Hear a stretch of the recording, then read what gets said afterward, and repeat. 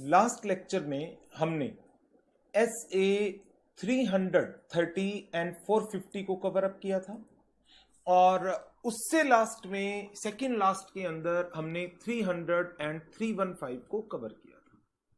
Now SA 300 की series में अभी हमारे पास दो स्टैंडर्ड रिमेन है, दैट आर 320 एंड 402। बट उन स्टैंडर्ड से पहले मैं आपको जो chapter number 2 and chapter number 3 है, chapter 2 that deals with audit planning strategy and execution and chapter number 3 that deals with risk assessment and internal control, वो cover up करा रहा हूं। स्टार्ट करते हैं चैप्टर नंबर 2 के साथ। चैप्टर 2 के अंदर जो डिस्कशन है वो 3 वर्ड है, टॉपिक 4 है बट चैप्टर के नेम में 3 वर्ड्स यूज किए गए हैं, ऑडिट स्ट्रेटजी, प्लानिंग, एग्जीक्यूशन, और बीच में एक और वर्ड आ जाता है और वो है ऑडिट प्रोग्राम का। ये सारे के सारे टॉपिक आपने इंटरमीडिएट के अंदर भी पढ़े हुए हैं, एज वेल एज हमने SA 300 के अंदर भी इनको काफी कुछ पॉइंट्स इनके डिस्कस किए हैं।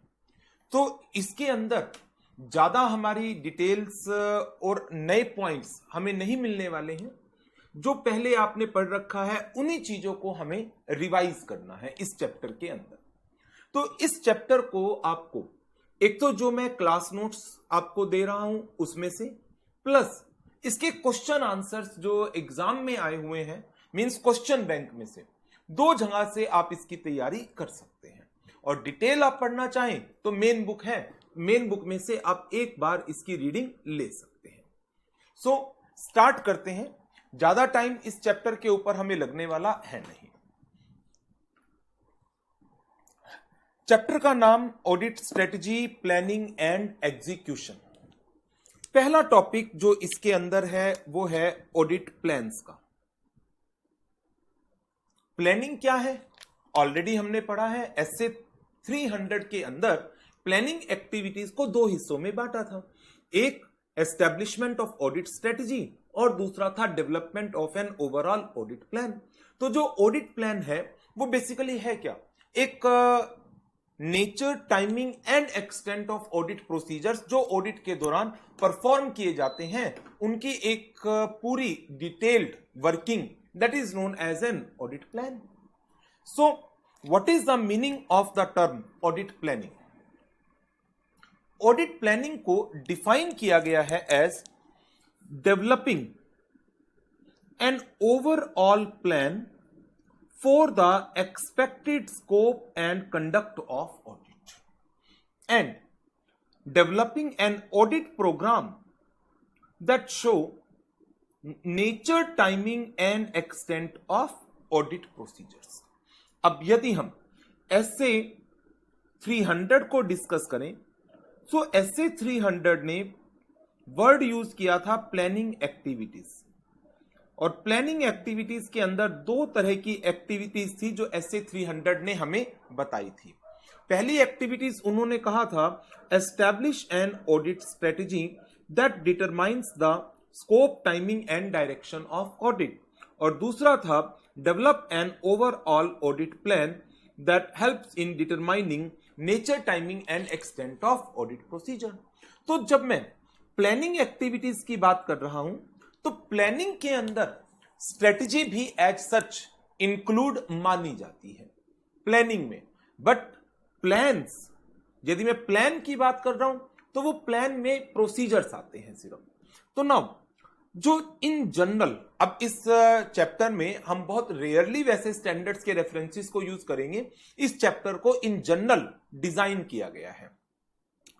तो मीनिंग में इन्होंने कहा एक ओवरऑल प्लान को डेवलप करना, किसके लिए, for the expected scope and conduct of audit.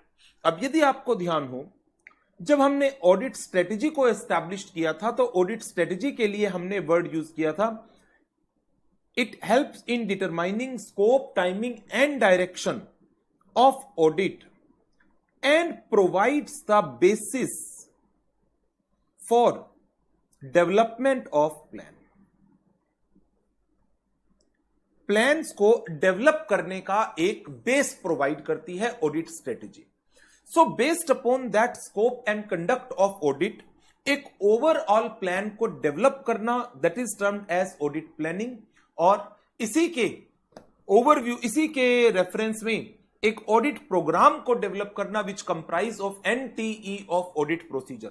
अब ऑडिट प्रोसीजर भी यदि आपको ध्यान हो तो ऐसे 300 में ही 3 तरह के ऑडिट प्रोसीजर्स थे। Nature, timing and extent of risk assessment procedure, nature, timing and extent of further audit procedure, जिनको हम रिस्पॉन्सेस का नाम भी देते थे, and other planned audit procedure, other planned audit procedure. So ये ऑडिट प्लानिंग के मीनिंग के अंदर हमारे 2 मेन पॉइंट आ जाते हैं। नाउ इसके बाद फिर बात आ जाती है इंपॉर्टेंस ऑफ प्लानिंग। प्लानिंग की क्या इंपॉर्टेंस है? जनरल सा टॉपिक है। जब हम प्रॉपर प्लान बनाकर के काम करते हैं तो हम अटेंशन डिवोट कर पाते हैं ऑल इंपॉर्टेंट एरियाज को। क्या प्रॉब्लम्स हमारे सामने आएंगी यदि हम प्लानिंग कर रहे हैं, तो हम उन प्रॉब्लम्स को आइडेंटिफाई कर पाते हैं कि ऑडिट के दौरान ये प्रॉब्लम्स हम फेस कर सकते हैं, एंड अकॉर्डिंगली हम उनका समाधान ढूंढ कर रखते हैं कि ये प्रॉब्लम्स हमारे सामने आ सकती है ऑडिट के दौरान, और हम इस प्रॉब्लम को ऐसे रिजॉल्व करेंगे। प्रॉपर प्लान बना करके आप काम करेंगे तो डेफिनेटली वो एक मैनेज्ड, ऑर्गेनाइज्ड तरीके से परफॉर्म हो पाएगी। सुटेबल एंगेजमेंट टीम मेंबर्स को सिलेक्ट कर पाएंगे विद, या हम कह सकते हैं कि जो एंगेजमेंट टीम मेंबर्स हैं, in reference of engagement team members we can use the word competency and capability, या हम स्किल वर्ड यूज कर सकते हैं, और we can use the word competency and capability. Like एक ऑडिट हमें करनी है, लिस्टेड एंटिटी की ऑडिट है, और उनकी एक्टिविटीज काफी कॉम्प्लेक्स है, एक्सपोर्ट ट्रांजैक्शंस में डील करती हैं। तो जब हम प्लानिंग कर रहे होते हैं तो हम देखते हैं कि हमारे क्लाइंट की बिजनेस एक्टिविटीज क्या है, और उन बिजनेस एक्टिविटीज को हमारी ऑर्गेनाइजेशन में, मतलब हमारी सीए फर्म के अंदर कौन से स्टाफ मेंबर हैं जो अच्छी तरह से समझ सकते हैं। तो जब हम प्लान कर रहे होते हैं तो हमें लगता है हाँ, हमारी टीम में से इस पर्सन को इस एक्टिविटी के ऊपर हमें एंगेज करना चाहिए। So selection of suitable engagement team member with appropriate level of skills, competency, capability.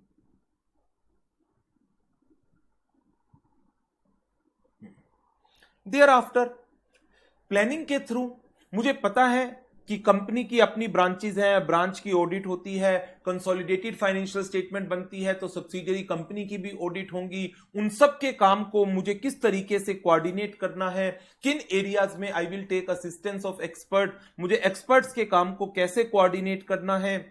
So planning helps in coordination of work done by auditors of components like branch, subsidiaries, as well as the work done by the experts.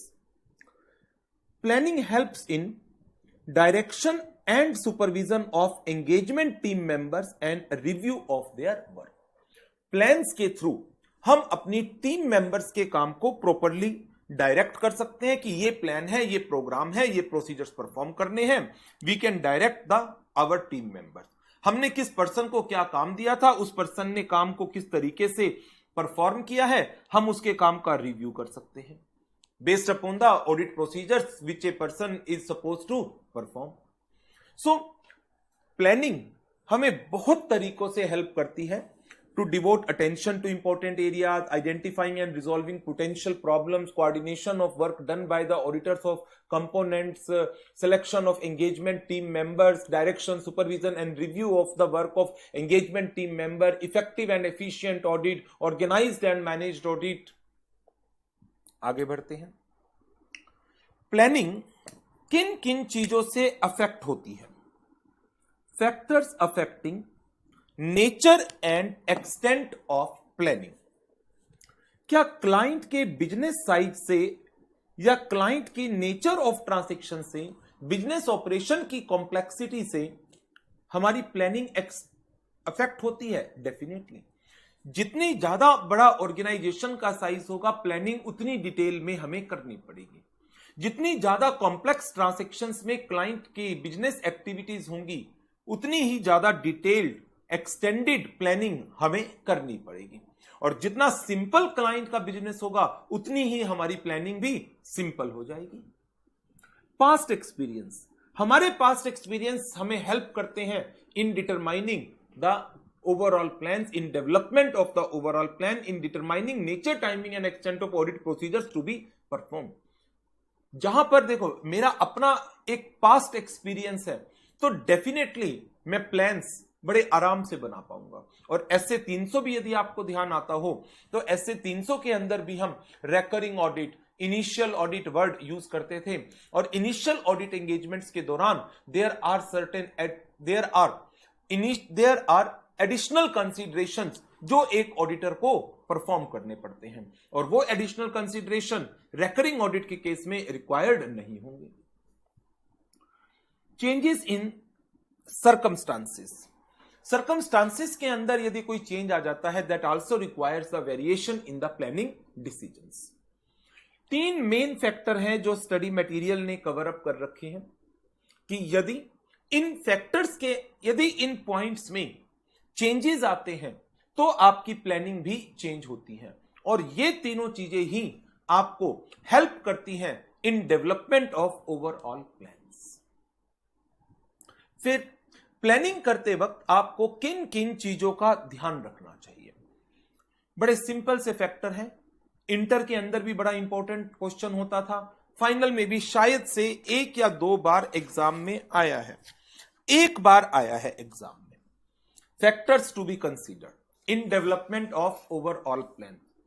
Terms of engagement, किन शर्तों पर आपको engage किया गया है, आपकी statutory responsibilities क्या है, nature and timing of reports and other communications जो आपको इस ऑडिट के दौरान कम्युनिकेशंस परफॉर्म करनी है या कम्युनिकेशन करनी है, लाइक विद पीसीडब्ल्यूजी और communication with management. Legal and statutory requirements जैसे reporting of frauds, reporting of internal financial controls, reporting on CARO matters, reporting on corporate governance. Accounting policies और इनके अंदर क्या कोई चेंजेस हुए, यदि अकाउंटिंग पॉलिसीज कंसिस्टेंट है देन प्लान लास्ट ईयर वाले काफी हद तक करंट ईयर में भी परफॉर्म किए जा सकते हैं।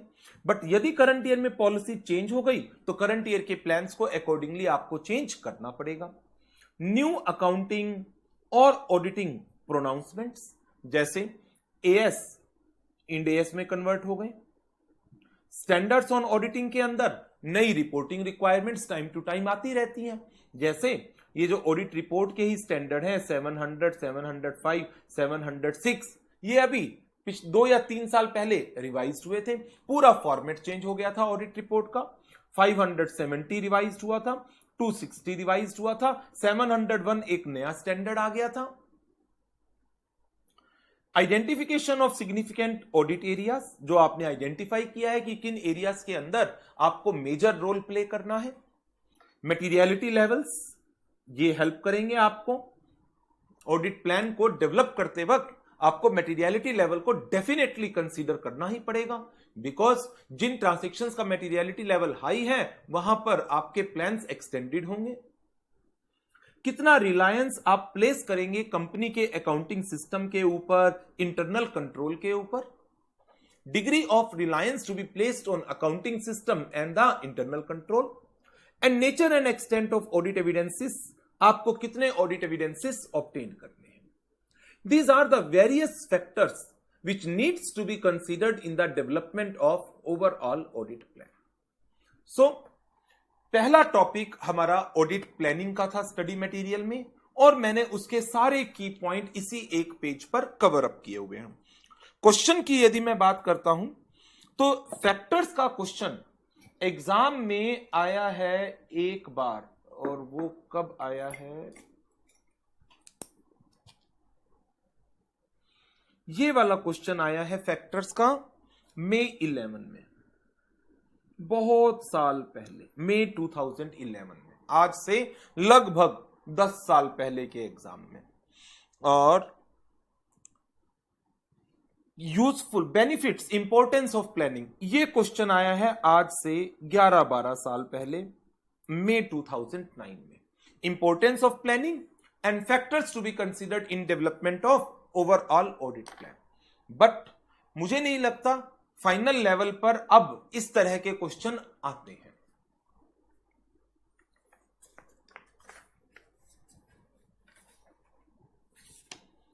नेक्स्ट हमारा नेक्स्ट टॉपिक है और वो है ऑडिट स्ट्रेटेजी का। ऑडिट स्ट्रेटेजी के बारे में फिर हमने ऐसे 300 के अंदर ही अपनी एक डिस्कशन की थी। ऑडिट स्ट्रेटेजी बेसिकली किस चीज में हेल्प करती थी ऑडिटर को? In determining scope,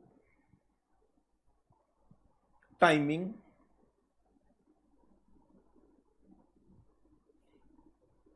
and direction of audit. Scope, timing and direction of audit में ऑडिटर को हेल्प करती है। ऑडिट स्ट्रेटेजी है क्या? जैसे यदि आपको ध्यान हो तो ऐसे 300 में मैंने आपको अप्रोच बताई थी। 2 अप्रोच होती हैं, एक रेकरिंग अप्रोच या आप उसको कंटिन्यूअस अप्रोच भी बोल सकते हैं। रेकरिंग वर्ड नहीं यूज करेंगे, कंटिन्यूअस वर्ड। रेकरिंग और इनिशियल ऑडिट तो अलग अलग हो गई। Continuous audit and final audit. Continuous audit में आप अपने स्टाफ को रेगुलरली एंगेज करके चलते हैं। वो क्लाइंट के ऑफिस में जाता है, रिकॉर्ड्स की एग्जामिनेशन करता है। That means transactions are being examined as and when they occur. और दूसरा मेरे पास वर्ड आ जाता है फाइनल ऑडिट का। फाइनल ऑडिट के अंदर क्या होता है? फाइनेंशियल ईयर क्लोज होगा and thereafter financial statements are being examined. So auditor को अपनी क्या अप्रोच रखनी है?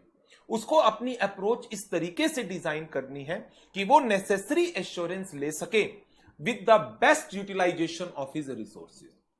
मिनिमम कॉस्ट के ऊपर अपने रिसोर्सेज को, रिसोर्सेज मेन रिसोर्स क्या है उसका? Man power, staff, engagement team. अपने मैन पावर को ऑप्टिमली यूटिलाइज करते हुए मिनिमम कॉस्ट के ऊपर जो नेसेसरी एश्योरेंस है वो ले सके। इसके लिए ऑडिटर को अपनी एक ऑडिट स्ट्रेटेजी को एस्टैब्लिश करना पड़ता है।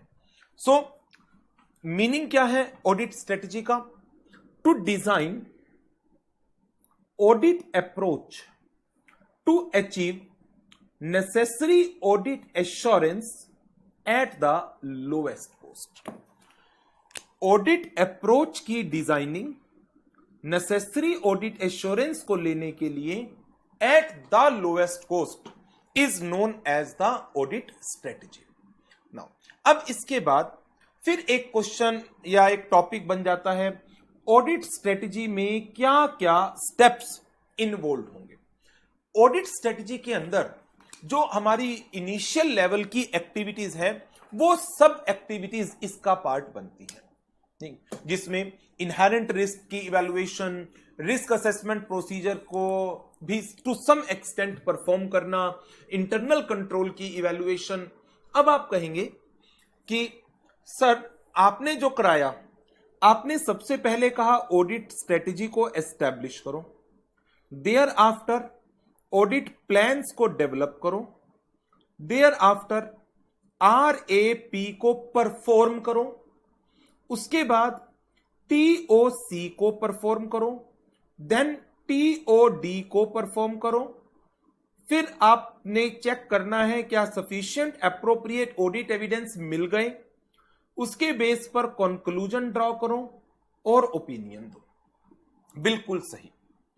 सबसे पहले ऑडिट स्ट्रेटेजी को आपने एस्टैब्लिश करना है, देयर आफ्टर आपको ऑडिट प्लान को डेवलप करना है, फिर आपको रिस्क असेसमेंट प्रोसीजर परफॉर्म करने हैं, TOC आपको परफॉर्म करने हैं, TOD आपको परफॉर्म करने हैं। जो सफिशिएंट एप्रोप्रिएट ऑडिट एविडेंस आपके पास आ गए, आपको इनको इवैल्यूएट करना है कंक्लूजन को ड्रॉ करने के लिए, और उस कंक्लूजन के बेस पर आपको अपनी एक ओपिनियन एक्सप्रेस करनी है। नाउ अब मेरा एक बड़ा सिंपल सा क्वेश्चन है, आपसे सोचकर बताइएगा, क्या मैं फ्यूचर की चीजें जो मुझे परफॉर्म करनी है, इनके बिना ऑडिट स्ट्रेटजी को एस्टैब्लिश कर पाऊंगा क्या? चीजें स्टेप बाय स्टेप चलती हैं, लेकिन क्या हम कुछ एक्टिविटीज इनिशियल स्टेजेस में भी परफॉर्म करेंगे या नहीं करेंगे? जैसे मैं आपको एक छोटा सा एग्जांपल देता हूं एनालिटिकल प्रोसीजर्स का। मैंने जब एनालिटिकल प्रोसीजर्स आपको कराए थे SA 520 के अंदर, तो उस टाइम पर कहा था कि SA 520 बात करता है एनालिटिकल प्रोसीजर को एज ए सब्सटेंटिव प्रोसीजर के लिए और ओवरऑल कंक्लूजन स्टेज पर। तो एनालिटिकल प्रोसीजर की application as a substantive procedure, analytical procedure की application at the conclusion stage, यह गवर्न करता है SA 520। लेकिन अब आपको ध्यान करना पड़ेगा SA 315 का। क्या एनालिटिकल प्रोसीजर की application as a RAP SA 315 कहता है या नहीं कहता? SA 315 के अंदर RAP परफॉर्म करने के लिए हम analytical procedure, inspection, observation, inquiry conduct करते हैं। यस। तो वही चीज है कि जो ये एनालिटिकल प्रोसीजर्स हैं, क्या ये ऑडिट स्ट्रेटजी के टाइम पर भी आपको to some extent, not to a greater extent, to some extent perform करने पड़ेंगे? जिस RAP की आप बात कर रहे हैं, ओके, एक्चुअल में तो परफॉर्म तो मैं तभी करूंगा जब मेरा ऑडिट प्लान बन जाएगा, लेकिन ऑडिट प्लान बनाने से पहले ऑडिट स्ट्रेटजी को एस्टैब्लिश करना पड़ेगा। और ऑडिट स्ट्रेटजी को एस्टैब्लिश करते वक्त क्या मुझे रिस्क के बारे में थोड़ी बहुत नॉलेज होनी चाहिए या नहीं होनी चाहिए? तभी तो मैं ऑडिट स्ट्रेटजी को एस्टैब्लिश कर पाऊंगा। क्या मुझे इंटरनल कंट्रोल के बारे में थोड़ी बहुत नॉलेज होनी जरूरी है या नहीं जरूरी है?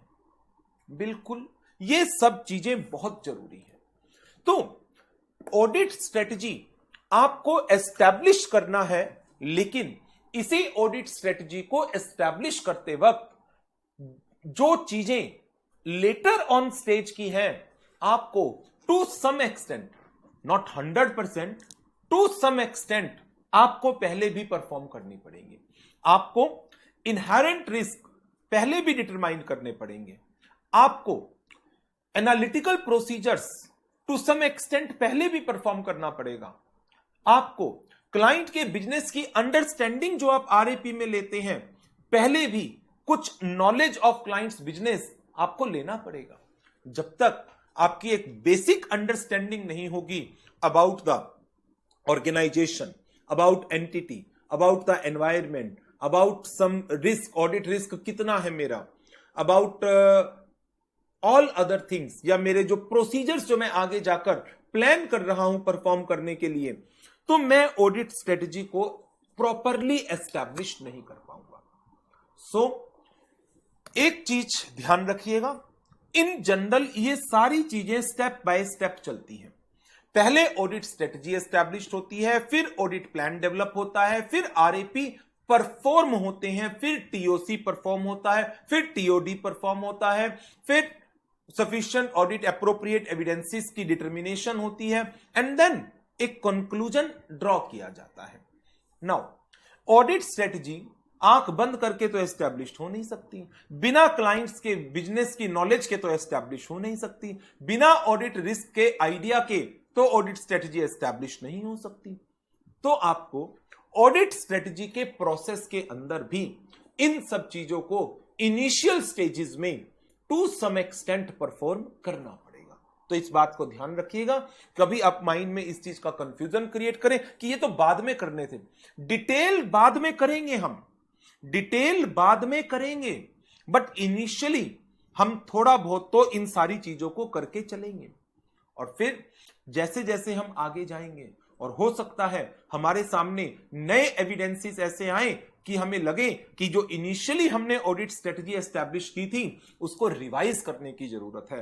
तो आपको पता है एसए 300 में एक टॉपिक था चेंजेस टू प्लानिंग डिसीजंस, जिसके अंदर हमने बात की थी कि ऑडिटर को अपनी ऑडिट स्ट्रेटजी को अपडेट करना पड़ेगा, अपने ऑडिट प्लान्स को भी उसको चेंज करना पड़ेगा। कब? अनएक्सपेक्टेड इवेंट एक बात, चेंज इन सर्कमस्टांसिस दो बार, and evidences collected during the course of audit. Evidences collected during the course of audit, ये 3 पॉइंट्स से आपको ध्यान आ गए होंगे। So initially audit strategy develop करते वक्त इन सब चीजों को फोकस करेंगे to a limited extent, greater extent बाद में करेंगे, और बाद में ग्रेटर एक्सटेंट तक जब इनको परफॉर्म करेंगे उसके बेस पर ऑडिट स्ट्रेटजी, ऑडिट प्लान को हम रिवाइज कर सकते हैं।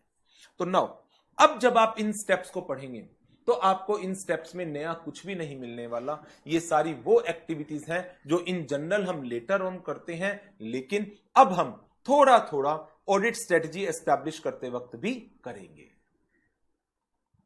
Step number 1, obtain knowledge of business, जो एसए 315 में होती है। बट ऑडिट स्ट्रेटजी को एस्टैब्लिश करते वक्त भी आपको क्लाइंट की बिजनेस की नॉलेज होना जरूरी है। It provides a frame of reference within which auditor exercises his professional judgment to assess the risk, to plan the audit, to evaluate audit evidence and provide quality services to the client. So, auditor को सबसे पहला काम तो क्या करना है? Client के business की नॉलेज को एक्वायर करना है। ओके, देयर आफ्टर फिर ऑडिटर एनालिटिकल प्रोसीजर्स को परफॉर्म करेगा एट इनिशियल स्टेज। किस पर्पस के लिए? To assess the potential for material misstatement in the financial statement as a whole. क्या मटेरियल मिसस्टेटमेंट्स के चांसेस हैं फाइनेंशियल स्टेटमेंट में? अकॉर्डिंगली ऑडिटर को अपनी ऑडिट स्ट्रेटजी को डिजाइन एस्टैब्लिश करना है। The use of analytical procedures during the planning stage requires extensive use of accounting and business knowledge and experience। किस लिए? To assess the potential for material misstatement in the financial statement as a whole। तो analytical procedures को apply करने के लिए auditor को अपनी accounting, business knowledge और पुराने एक्सपीरियंस को यूज करना पड़ेगा। Because the key aspect of the task is to identify the relevant risk indicator or to interpret them properly। Because इसी रिस्क के बेस पर उसको अपनी ऑडिट स्ट्रेटजी को एस्टैब्लिश करना है। और जब ऑडिट स्ट्रेटजी की बात करते हैं तो एक चीज बिल्कुल माइंड में लेकर के चलिए। Audit strategy helps the auditor in determining scope, timing and direction of audit. Scope, timing and direction of audit. और ऑडिट स्ट्रेटजी के थ्रू हम अपने रिसोर्सेस को बेस्ट मैनर में यूटिलाइज करने की कोशिश करते हैं। तो एनालिटिकल प्रोसीजर्स हमने परफॉर्म किया है इनिशियल स्टेजेस के अंदर, किस लिए? To determine the potential for material misstatements in the financial statement as a whole. Analytical भी कर लिया। अब देखो अगला काम, ये अगला काम जो है ये बेसिकली आरएपी वाला ही है। Evaluate the inherent risk.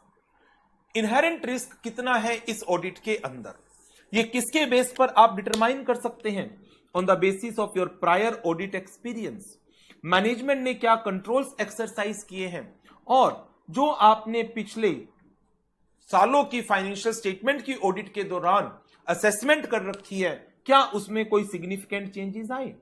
यदि आपको ध्यान हो एसए 330 जिसमें बेसिकली हम टीओसी को परफॉर्म करते हैं, टीओसी को, तो उसमें भी ऐसा पॉइंट था कि क्या प्रायर पीरियड के दौरान ऑडिट एविडेंस जो कलेक्ट किए हैं इंटरनल कंट्रोल के, क्या आप उनको करंट पीरियड में यूज कर सकते हैं? जवाब था चेक करिए क्या सब्सिक्वेंट टू प्रायर पीरियड कोई सिग्निफिकेंट चेंज हुए हैं?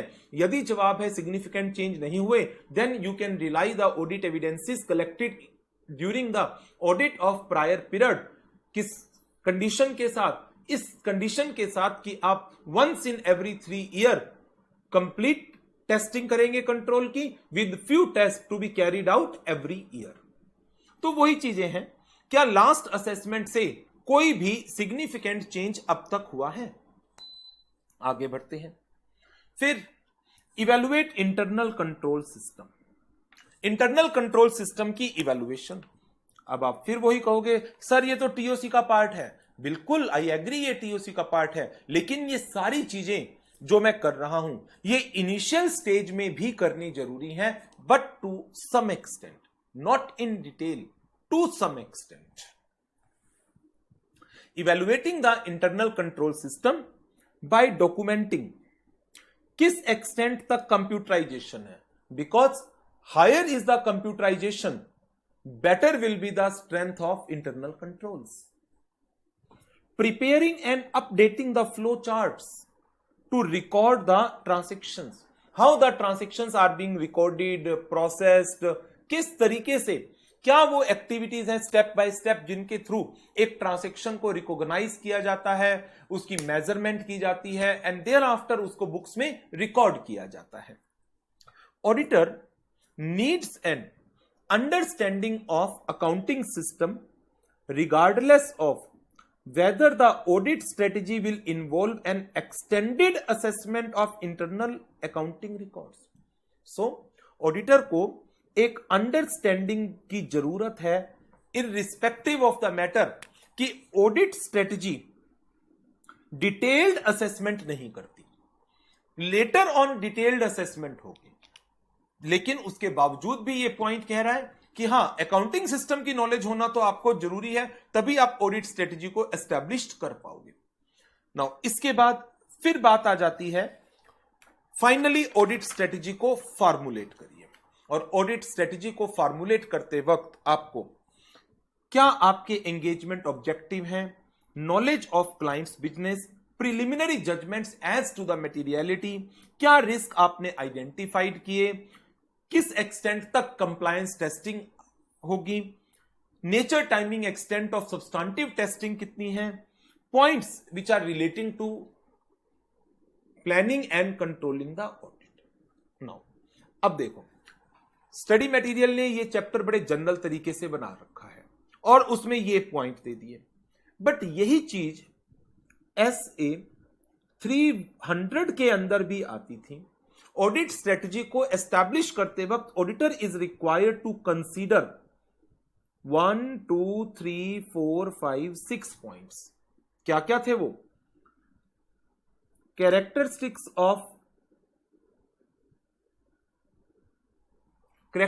Of engagement, number 2 reporting objective, number 3 result of preliminary engagement activities, nature timing and extent of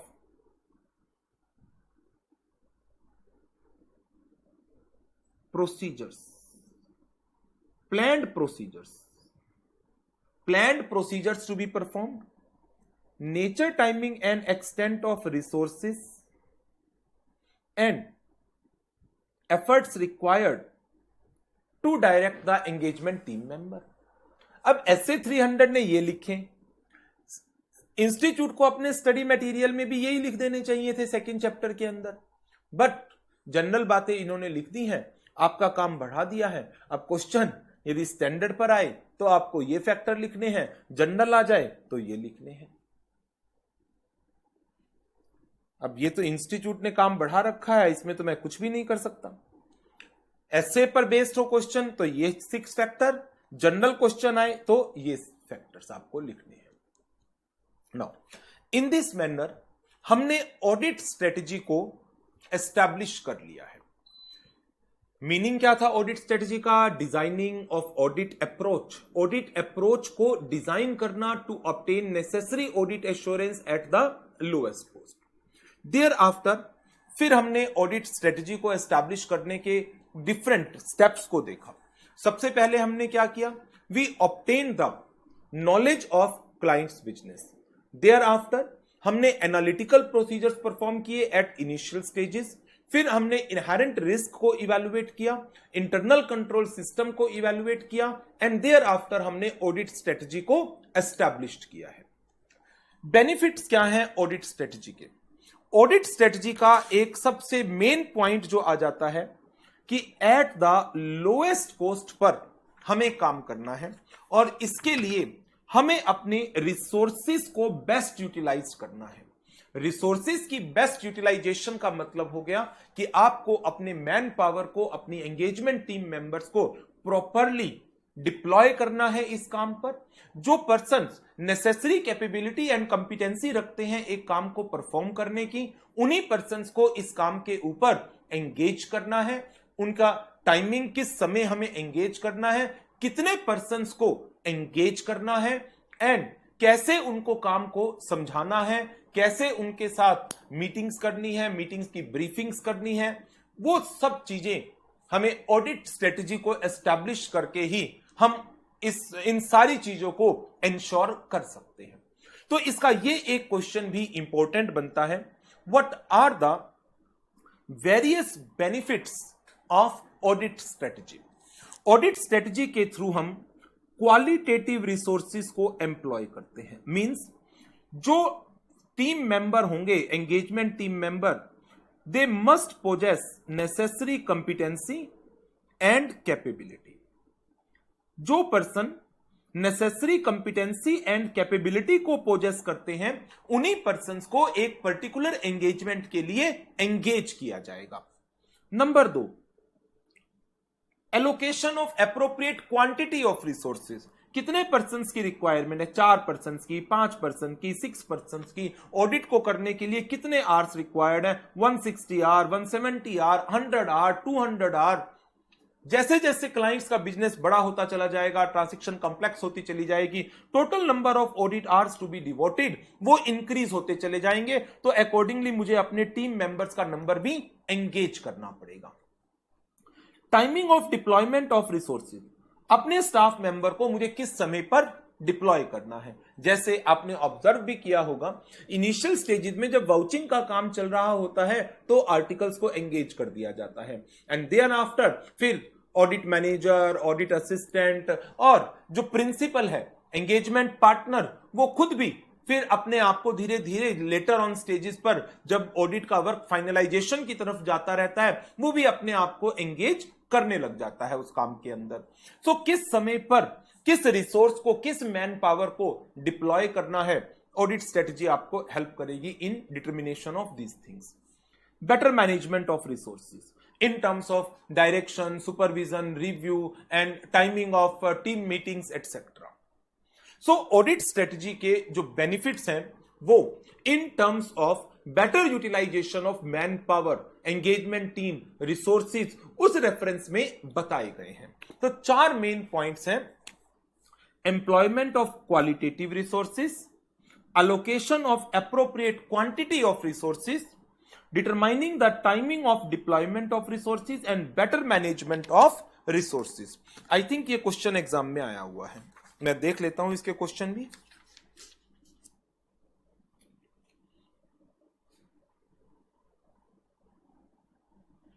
May 18 के एग्जाम में क्वेश्चन आया हुआ है, ये दोनों factors to be considered in establishing the audit strategy and the benefit of audit strategy. May 18 के exam में, you have been appointed as an auditor of Bahubali Limited for the first time. Enumerate the factors to be considered while establishing an overall audit strategy and its benefits. बस यही आया हुआ है। इसके बाद फिर टॉपिक आ जाता है मेरे पास, relationship between audit strategy and audit plan. ये क्वेश्चन भी आया हुआ है एक बार नवंबर 16 के एग्जाम में।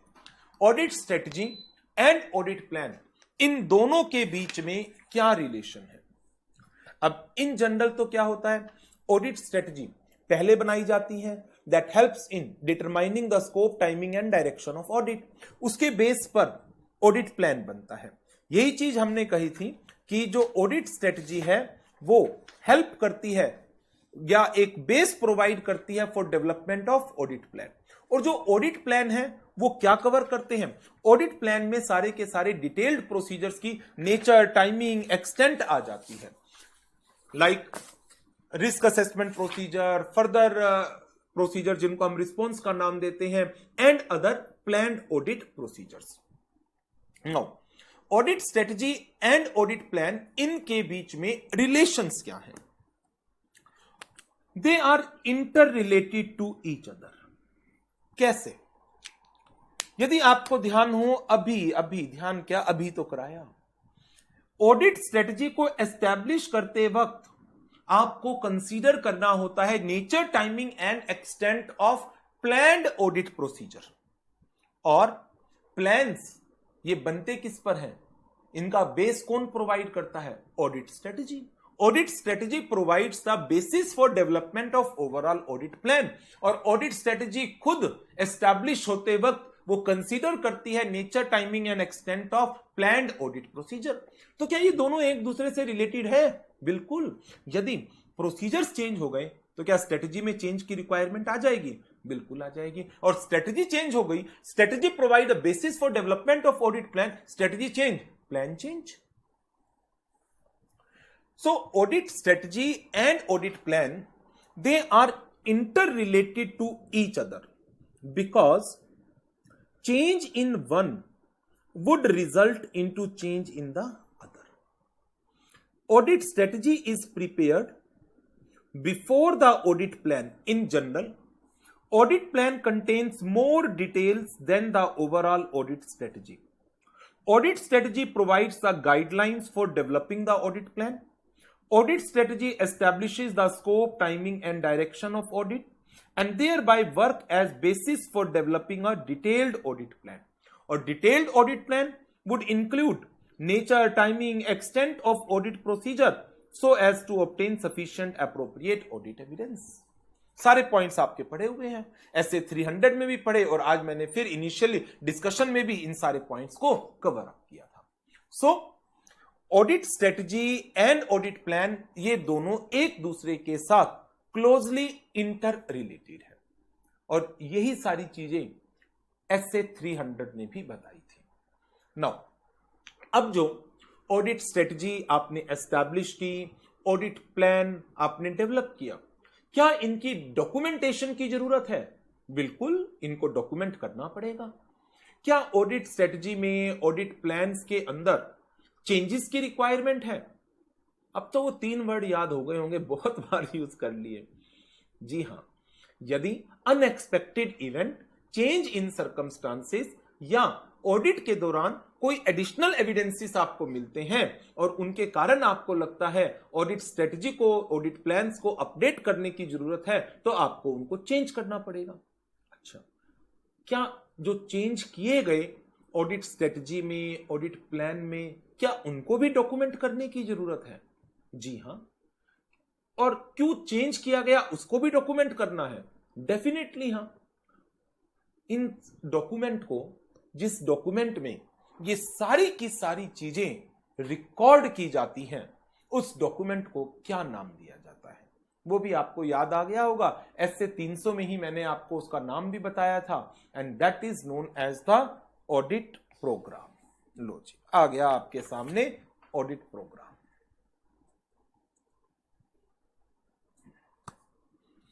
सो ऑडिट प्रोग्राम है क्या?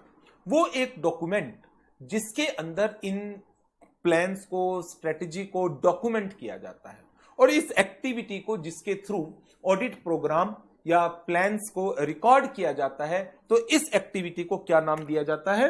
Audit programming. ऑडिट प्रोग्राम है क्या?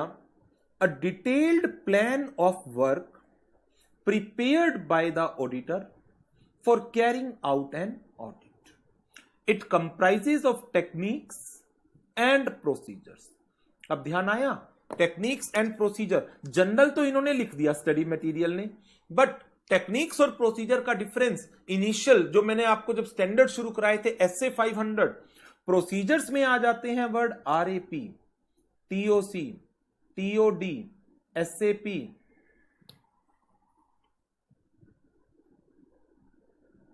और टेक्निक्स इसके लिए मैंने आपको नाम बताए थे, inspection, observation, inquiry, reperformance, recalculation, external confirmation, analytical procedure.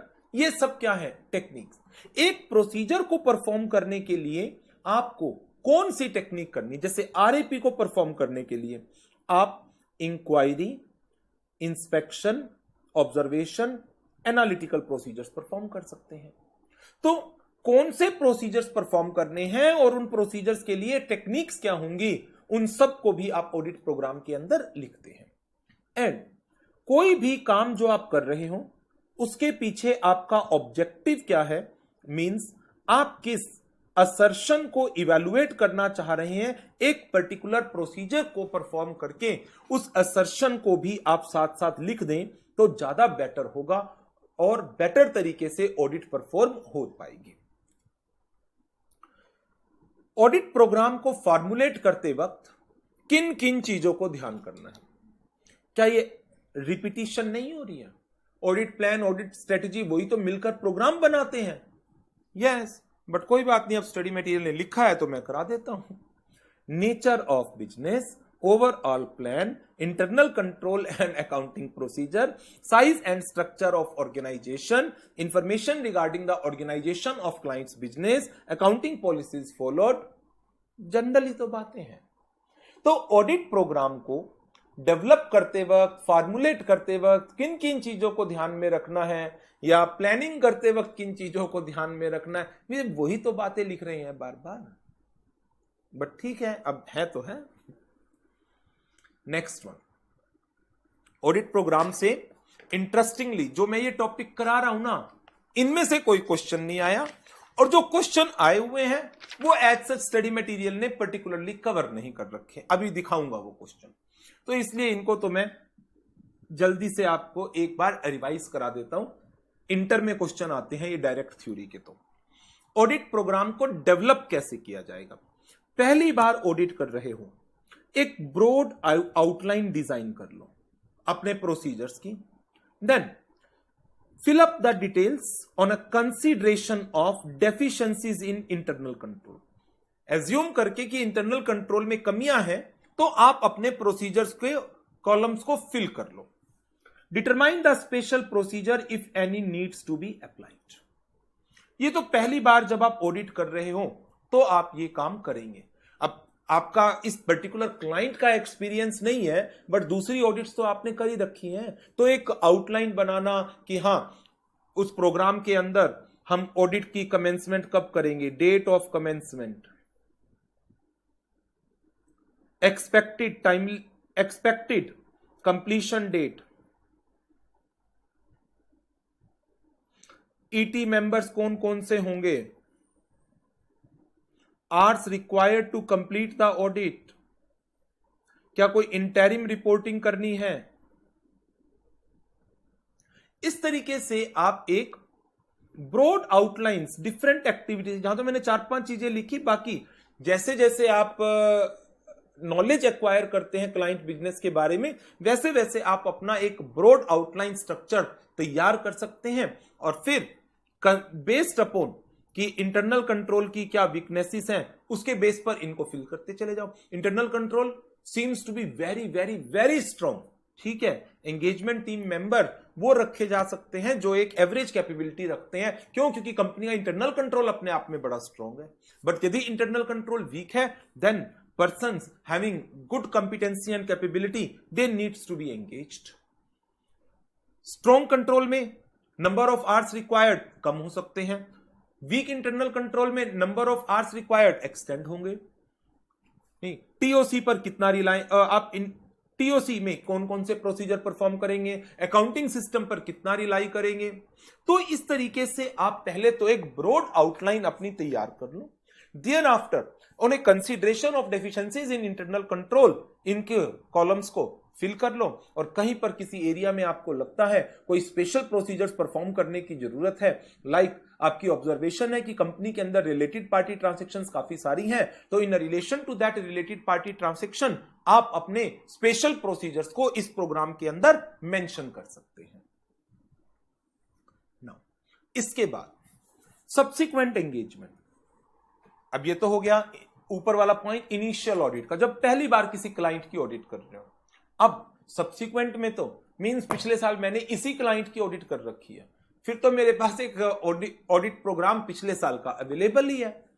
तो आप करो क्या, पिछले साल के प्रोग्राम को रिव्यू कर लो, रिव्यू द अर्लियर प्रोग्राम, और इस प्रोग्राम को मॉडिफाई करो on account of experience gained during the previous audit, important changes in internal control system, accounting procedures, etc., evaluation of internal control for the current year। पिछले सालों के experience के base पर पिछले सालों के ऑडिट प्रोग्राम को मॉडिफाई कर लीजिए करंट पीरियड के लिए। आपकी ऑब्जर्वेशन है इन रिलेशन टू कि क्लाइंट के इंटरनल कंट्रोल सिस्टम में चेंजेस आए हैं, अकाउंटिंग पॉलिसीज में चेंज आए हैं, अकाउंटिंग प्रोसीजरल एस्पेक्ट्स में चेंज आए हैं, तो उसकी अकॉर्डिंगली पिछले साल के ऑडिट प्रोग्राम को रिव्यू करके उसमें जो नेसेसरी मॉडिफिकेशंस करनी है कर लो। बड़ा आसान हो जाएगा अब तो आपके लिए ये काम करना। इसके बाद कौन से ऐसे सर्कमस्टांसिस हैं जिनमें आपको ऑडिट प्रोग्राम को चेंज करने की आवश्यकता महसूस होगी। Number 1, substantial increase in volume of turnover. Client का बिजनेस साइज बहुत चेंज हुआ है, और आपको ध्यान हो तो मैंने ऑडिट प्लानिंग के अंदर सब जो फैक्टर्स बताए थे उन फैक्टर में सबसे पहला पॉइंट ही ये था, size and complexity of clients business. जैसे जैसे क्लाइंट्स के बिजनेस का साइज इंक्रीज डिक्रीज होगा, वेरिएशंस आएंगी, आपके ऑडिट प्लान्स में भी वेरिएशंस आएंगे। Number 2, significant changes in accounting procedures, in effective internal control, substantial increase in book debts, inventories, suspicion as to the misappropriation of assets. ये 5 की points हैं जो स्टडी मटेरियल ने यूज कर रखे हैं। इन सिचुएशंस में आपको डेफिनेटली अपने ऑडिट प्रोग्राम के अंदर नेसेसरी चेंजेस लाने चाहिए so as to incorporate the audit procedures which are responsive to these changes. Business में चेंज हुआ है, सैंपलिंग साइज बढ़ाइए। अकाउंटिंग प्रोसीजर्स में चेंज हुआ है तो उसकी अकॉर्डिंगली ऑडिट प्रोसीजर्स में भी आपको नेसेसरी चेंजेस करने पड़ेंगे। इन इफेक्टिव इंटरनल कंट्रोल है तो सब्सटेंटिव प्रोसीजर की एक्सटेंट हमें बढ़ानी पड़ेगी। बुकटेट और इन्वेंट्री के अंदर चेंजेस है तो उसके रिलेटेड प्रोसीजर्स की एक्सटेंट को इंक्रीज करना पड़ेगा। मिसएप्रोप्रिएशन ऑफ असेट्स का सस्पिशियस है तो हमें ऐसे 240 वाले फ्रॉड के प्रोसीजर्स को भी अप्लाई कराना पड़ेगा। इन सिचुएशंस के अंदर हमें ऑडिट प्रोग्राम में नेसेसरी चेंजेस को इनकॉर्पोरेट कराने की जरूरत महसूस होती है। So this is about the topic audit program. But जितना मैंने आपको कराया क्वेश्चंस उनसे रिलेटेड नहीं आए हुए। क्वेश्चन आए हुए हैं जो सीए इंटरमीडिएट में ना स्पेशल ऑडिट का चैप्टर होता है उसमें से। लाइक देखो, अब जरा मैं आपको क्वेश्चन दिखा दूं क्या क्या एग्जाम में आए हैं या स्टडी मटेरियल के अंदर आरटीपीज में पूछे गए हैं। As an auditor of a large manufacturing company आपको कहा गया वेरीफाई करना है whether adequate records for identification and value of plant and machinery, tools and dies, and whether any of these item have become obsolescent and not in use, draft a suitable audit programme. अब इसके लिए audit programme draft करना है। Practical approach आ गई। Examination of internal control system, asset register, measurement of cost, examination of code register, physical verification, disposal of assets, review of maintenance etcetera. अगला question, draft an audit programme for verification of transportation charges for dispatch from the factory. Transportation charges की verification का audit programme पूछ लिया गया। इसके बाद next question, ये exam में भी आया है। देखो, नवंबर 8 के बाद नवंबर 19 में 11 साल के बाद क्वेश्चन आया। Cineplex, a movie theatre complex, is the foremost theatre located in Delhi along with the sale of tickets over the counter and online booking income cafe shop से, पब से भी आती है। इट्स अदर इनकम में advertisement within outside the premises, facility of parking of vehicle is also provided. तो ये तो हो गया रेवेन्यू का सोर्स सारा। सिनेप्लेक्स ने आपको ऑडिटर अपॉइंट किया, being the head of the audit team. आपको ऑडिट प्रोग्राम इनिशियली ड्रॉ करना है in respect of its revenue and expenditure considering the above mentioned facts. तो अब जैसे जो जनरल पॉइंट्स होते हैं हमारे वाउचिंग वाले, वही इसके अंदर आ जाएंगे। सेल ऑफ टिकट्स में क्या क्या चेक करेंगे, कैफे शॉप्स और पब्स की income receivable from advertisement, parking areas की फीस की collection, payments made to distributors, जो आपको फिल्म को टेलीकास्ट करने के राइट्स मिले हैं, payment of salaries, maintenance of building etcetera. Question theoretical नहीं पूछा गया, क्वेश्चन वाउचिंग एंड वेरिफिकेशन जो इंटरमीडिएट में है वो वाले क्वेश्चन पूछे गए हैं। फिर एक क्वेश्चन है, x limited is a manufacturing company providing details of wastage of raw material in percentage for various month. Wastage in of raw material आपको इंक्वायर करने के लिए कहा गया into the causes of abnormal wastage. Audit plan draw करो। जुलाई 2020 की wastage 1.5%,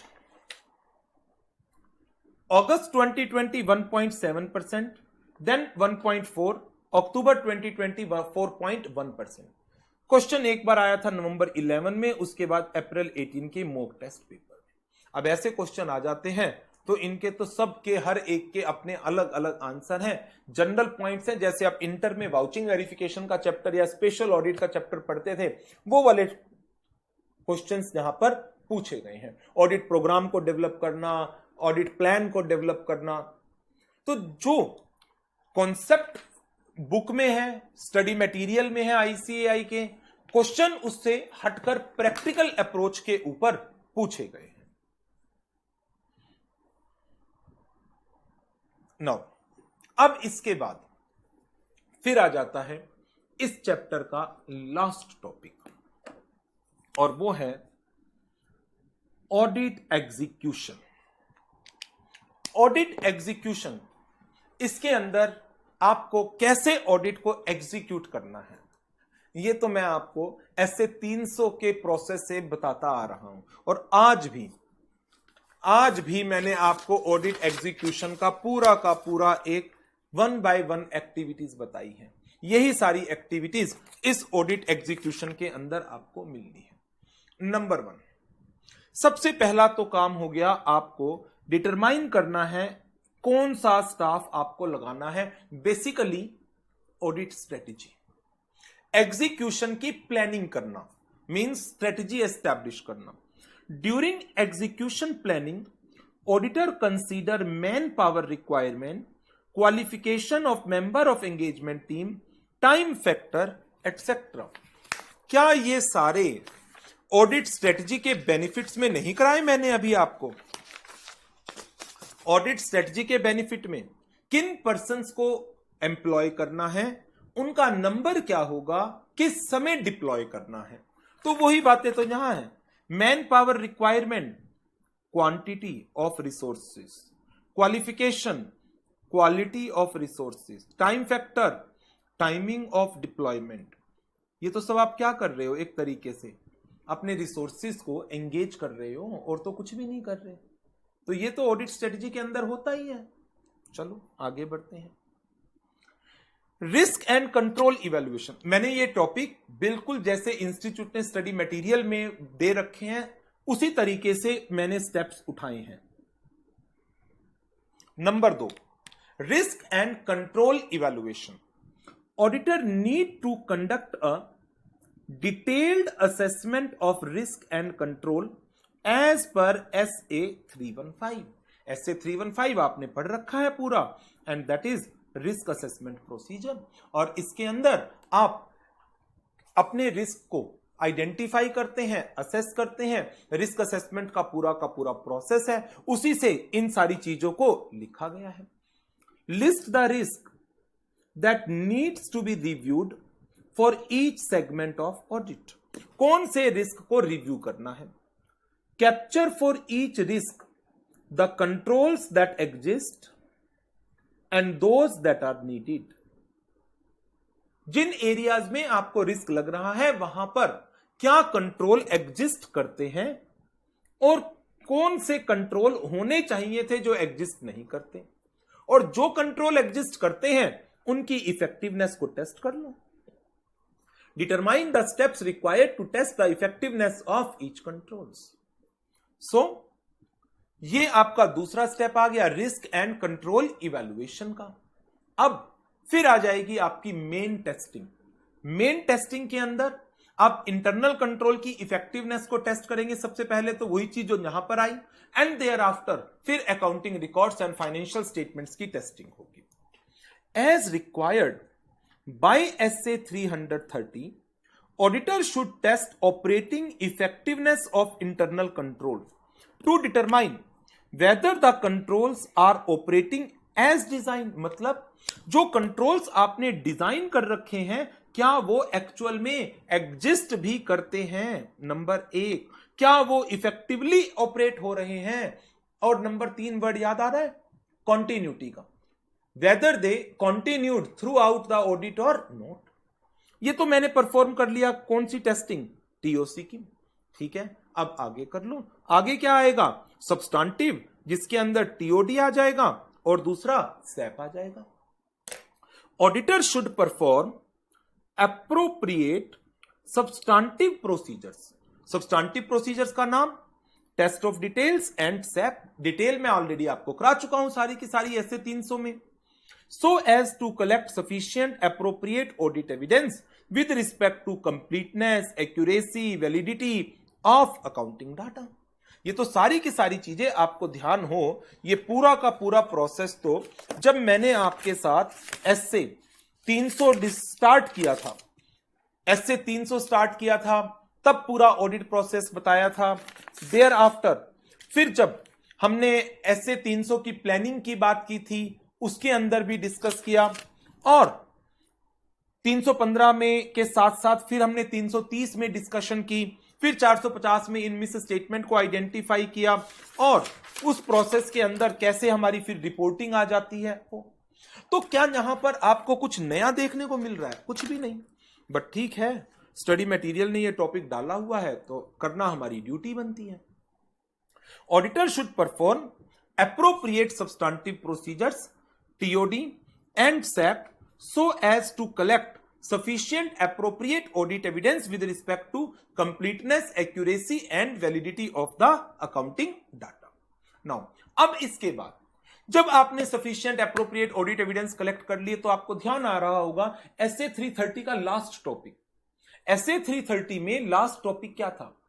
That is to evaluate क्या sufficient appropriate audit evidence collect हो गए, नहीं हुए, परफॉर्म एडिशनल प्रोसीजर, और एडिशनल प्रोसीजर के through sufficient appropriate audit evidences को कलेक्ट करो। और उसके बावजूद भी यदि आप सफिशिएंट एप्रोप्रिएट ऑडिट एविडेंसेस को कलेक्ट नहीं कर पाते हैं, इन दैट केस आपको ओपिनियन को मॉडिफाई कर देना चाहिए। But if the auditor is able to collect sufficient appropriate audit evidences, in that case auditor should express a unmodified opinion। और इसका मतलब अब मेरी लास्ट स्टेज आ गई, और लास्ट स्टेज क्या है? Reporting. Auditor should review and assess the conclusions drawn from the audit evidences obtained on as the basis for expression of an opinion।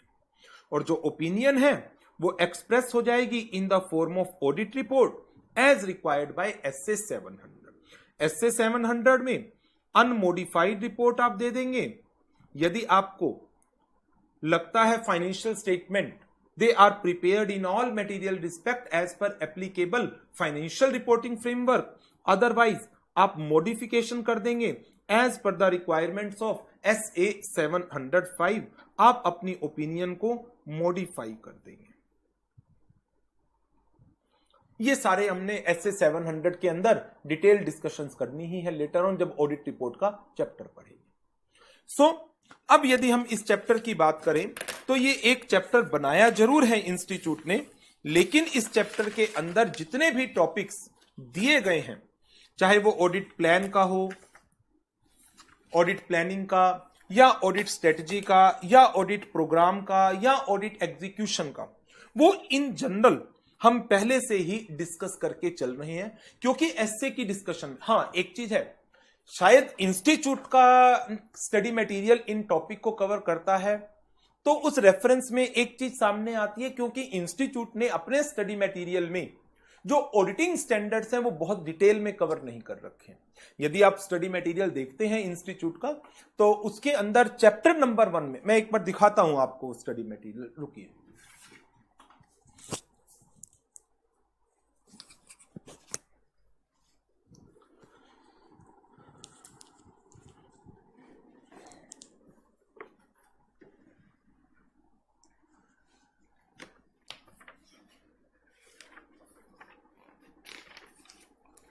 देखो, स्टडी मटेरियल के अंदर जो फर्स्ट चैप्टर है वो auditing standard statement and guidance note का है।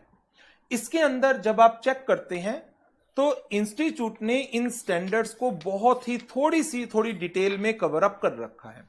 जैसे SA 300 बस इतना सा है, 315 इतना सा है, 330 सिर्फ इतनी सी डिटेल दे रखी है। इंस्टीट्यूट आपको क्या करता है, पूरी एक डिटेल्ड जो ऑडिट प्रोनाउंसमेंट की बुक है वो दे देता है और कहता है पूरे स्टैंडर्ड पढ़ लो, क्वेश्चन कहीं से भी आ सकता है। इन चीजों को यदि हम कंसीडर करें और फिर बात करें कि हां, फिर इंस्टीट्यूट यदि ये चैप्टर बनाता है तो इसके अंदर वो 300, 315, 330 उनके रेफरेंसेस को यूज करके कॉन्सेप्ट दे रहा है। अब आपको एक काम करना है, इस चैप्टर के सारे इंपॉर्टेंट पार्ट मैंने आपको करा दिए।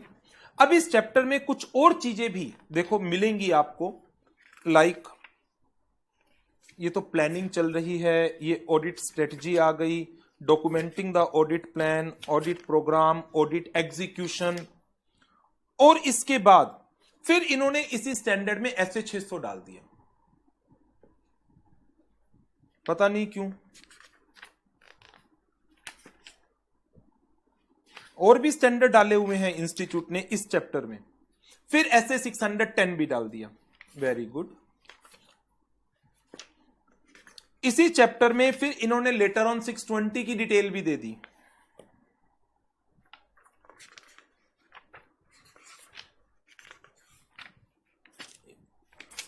अभी और भी स्टैंडर्ड मुझे लगता है देंगे वो इस स्टैंडर्ड में, लो SA 540 भी दे दिया इसी स्टैंडर्ड में, प्लानिंग स्ट्रेटजी एंड एग्जीक्यूशन में। तो इस चैप्टर को इंस्टीट्यूट ने बना रखा है बहुत बड़ा, 220 क्वालिटी कंट्रोल का स्टैंडर्ड भी डाल दिया इसमें। कोई प्रॉपर तरीके से स्टैंडर्ड्स को इन्होंने डिजाइन नहीं किया हुआ है कि किस चैप्टर में हमें क्या करना चाहिए। लास्ट में 520 भी डला हुआ है। अब आपको जो एक काम करना है, क्या मैं ही करा दूं वो आपको काम?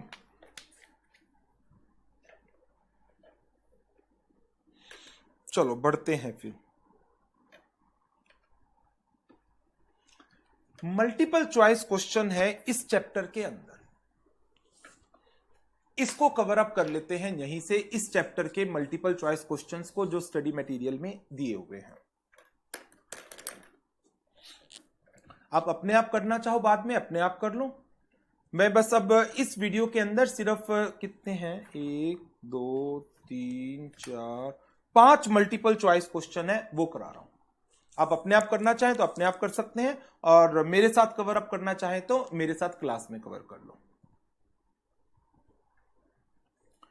AK and Company, a firm of chartered accountant, have been operating for the last 6 years. Due to the quality of services offered by the firm, it has made its name and is quite renowned, especially in South India, जहां पर इनका head office है। एक firm है chartered accountant की।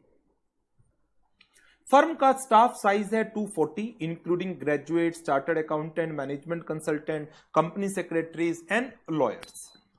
Firm की 3 branches हैं other than head office, at Bangalore, Chennai and Pune. Firm has got many clients for statutory audit over the period and ensure that to maintain the quality of work, proper planning is done by each team before starting any engagement. Okay. Proper planning is done by each team. One of the engagement team picked up statutory audit of Sun Private Limited, was involved in the process of planning for the financial year ending 31st March 19. The audit for the financial year ending 31st March 2018 was conducted by the different engagement team. However, engagement team of Sun Private Limited has got the industry experience. Audit team is confused during the planning work and would like to have your views on the following points. Please advise by answering one of them. Engagement team should consult the previous year engagement team during the course of their planning. क्या planning के दौरान यदि CA firm में पिछले साल किसी एक team ने काम किया था, इस साल दूसरी टीम काम कर रही है और दूसरी टीम को कुछ कंफ्यूजन है एज टू प्लानिंग, क्या पिछली टीम से बात कर लेनी चाहिए? मुझे लगता है बिल्कुल कर लेनी चाहिए. आगे, engagement team should be independent and hence can not consult the previous engagement team. ऐसा तो कहीं नहीं लिखा कि आप प्रीवियस एंगेजमेंट टीम से कंसल्ट ना करो. ऐसे 220 भी कहता है consultation wherever required should be taken. Quality control procedure SA 220 का वो भी तो कहता है ना, जहां पर भी आपको कंसल्टेशन चाहिए ले लीजिए. Engagement team needs to maintain confidentiality and hence can not consult the previous year engagement team. अरे आपकी तो है, सीए फर्म तो वही है, टीम ही तो चेंज हुई है, फर्म तो वही है, ऑडिटर तो वही है. Only the partner who is going to sign the audit report may consult the previous year audit team. No, ऐसे 300 कहता है एंगेजमेंट टीम को इन्वॉल्व करके चलो प्लानिंग स्टेज के अंदर पूरा, तभी उनकी पार्टिसिपेशन को इंश्योर कर पाओगे. A answer. आगे बढ़ते हैं. Question number 2. Kshitij Private Limited is a company based out of Kochi having operations primarily in Europe. Because of the nature of the operation, it is required to prepare its financial statement as per international standards. Since the business is based in Europe, audit team is also required to visit the location wherever the company has office and is accordingly required to plan certain audit procedures over there. मतलब Europe घूमना चाहती है audit team. During the audit of this company, the auditor who has planned their work appropriately and had a large team for conducting the audit were facing lot of challenges at various stages. Audit team is facing lot of challenges. They were also required to revisit their materiality level. Materiality level की बात हो रही है. However, at the time of final reviews, when this was discussed with the audit partner, he was not convinced with the approach of audit team, wherein they reassessed their plan continuously, resulting in wastage of time. ऐसा कहां लिखा है कि plan reassess नहीं होंगे? मुझे लगता है ऑडिट पार्टनर गलती पर है. Audit plans needs to be updated. उनको अपडेट करने की रिक्वायरमेंट है. जैसे ही आपको कोई नई चीजें पता चलती हैं और लॉट ऑफ चैलेंजेस लिखा हुआ है, नई नई चीजें सामने आ रही हैं, I am of the opinion कि audit partner might be incorrect. देखते हैं ऑप्शन क्या क्या दी हुई है. Please advise which one of the following would be correct. Audit partner being the senior most team member is right and same thing should be considered by audit team. मेरे हिसाब से तो राइट है नहीं. Audit partner view is not correct. Yes, उसका view correct नहीं है. Reassessment is possible और आपको करनी चाहिए. ऑडिट पार्टनर वाज करेक्ट नहीं है. Audit partner view is not correct. अच्छा, because the materiality was revised by the audit team, which is a big thing, and same should have been considered by the audit partner. खाली materiality अपने आप में कोई issue नहीं है. Only materiality is not a concern. They were also required, means उससे पहले भी और सारी चीजें थी. Only materiality के बेस पर plans को change करना नहीं. Only materiality is not the reason. हमने और भी reasons पढ़े थे. फिर वही 3 वर्ड आगे, unexpected events, change in circumstances and evidences collected during the course of audit. B answer correct है. नेक्स्ट थर्ड क्वेश्चन देख लेते हैं अब इसका। आरजे प्राइवेट लिमिटेड, इनके ऑफिस है बेंगलोर में और operation across South India, discussion with its statutory auditor regarding the audit plan and the timelines. In the past year significant delay हुआ है in completion of audit work और management current year के लिए चाहती है ऑडिटर अपनी audit को timely complete करें। इसके लिए audit team suggested that information for the purpose of audit should be ready on time and only then the timeline as agreed can be achieved. बिल्कुल सही है। On the basis of discussions with the client and the auditor and the internal discussions amongst the audit team member, a detailed audit program was prepared by audit team for current year audit. But the audit team discussed that they will not document this audit program till completion of audit work. क्या बात कर रहे हो? कह रहे हैं audit programme document नहीं करेंगे हम, because at various stages the work में रिक्वायर चेंजेस। तो जब चेंज होगा तब चेंज को रिकॉर्ड कर लेना। ऐसा थोड़ी है कि आप इनिशियली प्रोग्राम को डॉक्यूमेंट ही नहीं करोगे। If the audit team document the audit program then it would create problem later at the time of assembly of audit file wherein the audit team would have to show the changes made by them. Yes, it is a necessity. आपको record करना पड़ेगा reasons. ये गलत कर रहे हैं, इतना part गलत है, ये अप्रोच गलत है। You are required to share the views. The decision of audit team regarding non documenting the audit programme is very good. बिल्कुल गलत। Instead of considering the audit programme the audit team would have prepared a checklist. Audit programme ही कह रहे हैं मत बनाओ, गलत। The approach of the audit team not to document the audit programme is not correct. हाँ, ये ठीक है। The audit team needs to document it properly at the time of planning stage. बिल्कुल ठीक। Any change made thereafter should also be documented with explanation. This is the correct answer. ये correct answer है। Decision of the audit team not to document the audit program is not correct. देखो अभी D पढ़ लो, शायद सी से ज्यादा अच्छा answer मिल जाए। Their concern that the changes may arise is valid. However, to take care of that, the audit team can take approval from ICE. ऐसी कोई अप्रूवल नहीं होती। आगे बढ़ते हैं। Next question. KJ private limited has a business of pharmaceutical annual turnover of Indian rupees 1500 crore. During the last few years, considering the environment in which the company operates, its profit have reduced and are still reducing. Hence, the management has been looking at various ways to cut the cost. AD and associate ये इनके statutory auditor हैं और RM and associates ये इनके internal auditor हैं।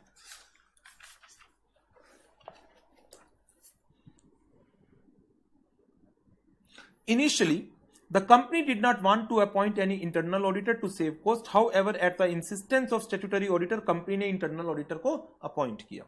During the course of statutory audit, the statutory auditor requested the detailed working papers of the internal auditor, which the internal auditor refused. However, the statutory auditor told the management if the same are not provided, they would qualify their report. गलत है, ये गलत है। Internal auditor के working paper ना मिले तो आप स्टैट्यूटरी ऑडिट रिपोर्ट को क्वालिफाई कर दोगे, ऐसा तो कहीं नहीं लिखा।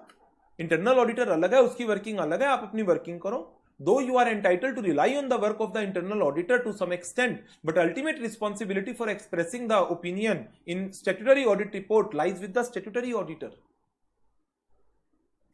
Statutory auditor should review. No. Statutory auditor may review and even after that they may qualify their report. ऐसा कोई प्रोविजन ही नहीं है रिव्यू करने का। Statutory auditor are not required to go to the extent of the review. Yes, इस extent तक जाना ही नहीं है आपको। वर्किंग पेपर नहीं देख सकते आप उनकी audit report, internal audit report को पढ़ सकते हो। स्टैट्यूटरी ऑडिटर में रिव्यू नहीं, C answer. Next, Rim private limited is engaged in the business of manufacturing of steel, having annual turnover of Indian rupees 10,000 crore. The company is very capital intensive और इसके plant Mohali और hosier दो जगह पर हैं। During the year, company carried out a detailed physical verification of property, plant equipment and reassessed their useful life by engaging a consultant. Management expert आ गया है। उसने अपनी रिपोर्ट दे दी मैनेजमेंट को। स्टैट्यूटरी ऑडिटर ने मई 19 में अपना audit work start किया और when information was given to them regarding the physical verification and the reassessment of useful life of property plant equipment, auditor told the management that consultant should have submitted its report to the auditor also independently. ऐसा कहां लिखा है? Management auditor statutory auditor को अपनी report देगा? गलत। Further, in the absence of this direct communication of the report to the consultant to the auditor, audit team would have to review the work of the consultant, which is not efficient, but it cannot be avoided now. Management did not agree with both the points of auditor. ये बात ठीक थी, audit team यदि consultant के काम से satisfied नहीं है तो रिव्यू कर सकते हैं और इवन अपना ऑडिटर एक्सपर्ट भी हायर कर सकते हैं। Consultant should have shared report with the auditor directly. ये तो मैनेजमेंट का व्यू पॉइंट सही है। Auditor need to review the work of the consultant. Management इस बात से भी एग्री नहीं करती कि ऑडिटर को रिव्यू करना चाहिए। ये बात मैनेजमेंट की गलत है। View of the management seems to be correct because there is no such requirement that any consultant should share his report directly with the auditor. ये बात तो ठीक है बिल्कुल। Also when the consultant has already submitted a detailed report, no further review is required। ये बात गलत हो गई इस पॉइंट में। Both the management and auditors are not correct। Auditor is not supposed to receive the report directly। बिल्कुल सही। Auditor needs to review the work of the consultant। हाँ, ये बात सही है। ये बी पॉइंट सही लग रहा है, बट सी और डी पढ़ लो, शायद इससे बेटर एक्सप्लेनेशन हो। Auditor requirements are reasonable। बिल्कुल सही। Because he carries duties in respect of audit of financial statement and by not getting report directly। ना ना ना ना ना, डायरेक्ट रिपोर्ट तो गलत है। डायरेक्ट रिपोर्ट तो नहीं मिलेगी आपको। Both management and auditor should find a solution. Management may request the consultant to send the report to the auditor directly. ऐसा कोई प्रोविजन नहीं है। मैनेजमेंट एक्सपर्ट, कंसल्टेंट को मैनेजमेंट ने एंगेज किया है तो मैनेजमेंट एक्सपर्ट अपनी रिपोर्ट किसको देगा?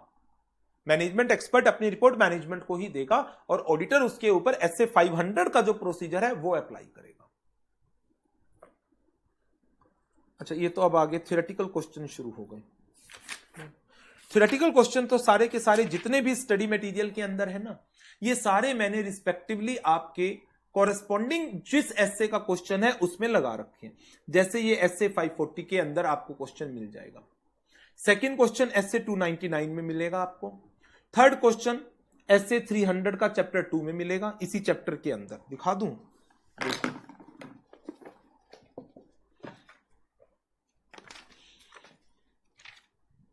चैप्टर 2 में SA 300 का क्वेश्चन, ए एंड कंपनी। अच्छा, फैक्टर्स ये रहा, जो मई 11 का क्वेश्चन है। ये A and company was appointed as auditor of Great Airways Limited as the audit partners. What factors to be considered in the development of overall audit plan? ये हो गया। और as a auditor of garment manufacturing company, new venture of online shopping, क्या factor consider करने चाहिए in formulating the audit strategy of the company? Audit strategy को establish करने के लिए आपको किन किन चीजों को ध्यान में रखना चाहिए? ये रहा वो question. Garment manufacturing company, online shopping, audit strategy. अब ये ऑनलाइन शॉपिंग के रेफरेंस में ऑडिट स्ट्रेटेजी है, तो ई कॉमर्स के रिलेशन में यहां पर पॉइंट सारे लिखे हुए हैं। क्वेश्चन बड़ा स्पेसिफिक था अपने आप में, इसके पॉइंट्स को लर्न कर लीजिएगा। चलो, आज हमने चैप्टर कंप्लीट कर लिया। इंटर का चैप्टर था वैसे तो ये। Student should advise to refer chapter 2 of intermediate, 3 of intermediate, 5 of intermediate, 7 of intermediate, 8 of intermediate. Intermediate के चैप्टर से ही ये चैप्टर बना रखा है। बट ओके, जो डिटेल थी सारी हमने कवर अप कर ली है, क्वेश्चंस भी डिस्कस कर लिए, इस चैप्टर के MCQs भी हमने ICAI के स्टडी मटेरियल के कवर अप कर लिए हैं। सो इस सेशन को करते हैं ओवर, और नेक्स्ट सेशन में जो नेक्स्ट चैप्टर है risk assessment and internal control का, वो भी इंटरमीडिएट का ही चैप्टर है, फाइनल के सिलेबस में डाला गया है, तो वो हम नेक्स्ट लेक्चर में कवर अप करेंगे। तो आज के लेक्चर के लिए इतना ही। Goodbye, take care.